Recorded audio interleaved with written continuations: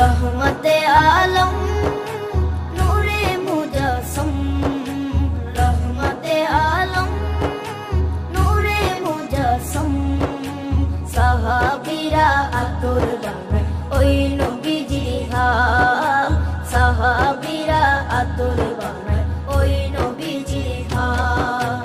সাহাবীরা আতর লাগায় ওই নবীজির ঘাম, সাহাবীরা আতর লাগায় ওই নবীজির ঘাম।